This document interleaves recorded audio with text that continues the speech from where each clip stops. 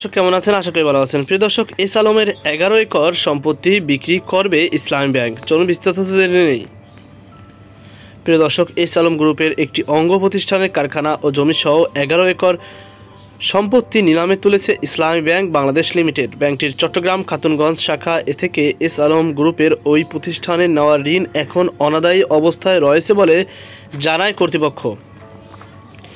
Bank সূত্রে জানা গেছে, S Alam refined sugar industries limited 2010 সাল থেকে ইসলামী ব্যাংক খাতুনগঞ্জ শাখা থেকে একাধিকবার বিনিয়োগ নেয়।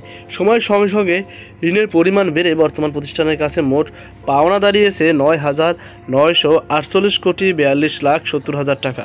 ব্যাংকের সিনিয়র ভাইস প্রেসিডেন্ট ও শাখা প্রধান মোহাম্মদ জামাল উদ্দিন বলেন, এত বড় অঙ্কের ঋণ নিয়েও দীর্ঘদিন কাগজে কলমে তা নিয়মিত দেখানো হচ্ছিল, কিন্তু 2024 সালের 5ই আগস্ট পর প্রতিষ্ঠানটির কর্ণধারদের আর খুঁজে পাওয়া যাচ্ছে না। তাই আইনগত প্রক্রিয়ার মাধ্যমে অর্থ ঋণ আদালত আইন 2003 এর 12-3 ধারা অনুযায়ী বন্ধক রাখা সম্পত্তি নিলামে বিক্রির সিদ্ধান্ত নেওয়া হয়েছে। নিলামে তোলা সম্পত্তির মধ্যে রয়েছে ঢাকার ধানমন্ডিতে 13 শতক জায়গার উপর নির্মিত একটি ভবন, চট্টগ্রাম কর্ণফুলী নদীর দক্ষিণ পাড়ে অবস্থিত এস আলম রিফাইন্ড সুগার কারখানা এবং চট্টগ্রাম পটিয়া ও বন্দর মৌজার মোট প্রায় 11 একর জমি। এসব সম্পত্তির বাজার মূল্য আনুমানিক 200 থেকে 250 কোটি টাকা হতে পারে বলে জানিয়েছে ইসলামী ব্যাংকের একজন কর্মকর্তা। নিলাম বিজ্ঞপ্তি আগ্রহী ক্রেতাদের আগামী 14 মে তারিখের মধ্যে দরপত্র জমা দিতে বলা হয়েছে। S Alam refined sugar industries S Alam গ্রুপের একটি অন্যতম প্রতিষ্ঠান। এর ব্যবস্থাপনা পরিচালক মোহাম্মদ সাইফুল আলম মাসুদ এবং চেয়ারম্যান তার ভাই মোহাম্মদ আবদুল্লাহ হাসান।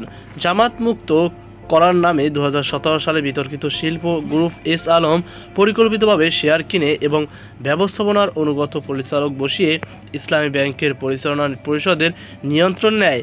ব্যাংকের অভ্যন্তরীণ নীতিমালা উপেক্ষা করে গ্রুপটির বিভিন্ন সহযোগী প্রতিষ্ঠানের নামে নেওয়া হয় বিপুল অঙ্কের ঋণ।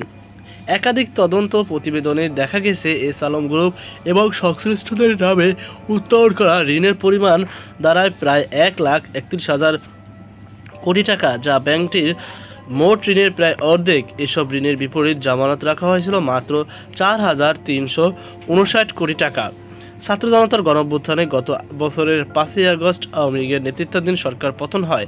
এরপর বাংলাদেশ ব্যাংক ইসলামী ব্যাংকের পরিচালনা পরিষদ ভেঙে দিয়ে গঠন করে নতুন অন্তর্বর্তীকালীন বোর্ড। একই সঙ্গে এস আলম গ্রুপের মালিকানাধীন শেয়ার হস্তান্তর ও বিক্রির উপর নিষেধাজ্ঞা জারি করা হয়। এই পদক্ষেপের মাধ্যমে বাংলাদেশ ব্যাংক ব্যাংকটির নিয়ন্ত্রণে সক্রিয় ভূমিকা গ্রহণ করে এবং ব্যাংকটির স্বচ্ছতা ও আর্থিক শৃঙ্খলা ফিরিয়ে আনার চেষ্টা শুরু হয়। তো প্রিয় দর্শক, এই ছিল আমাদের সর্বশেষ আপডেট। সকল বার্তা আজকে পর্যন্ত। আল্লাহ হাফেজ।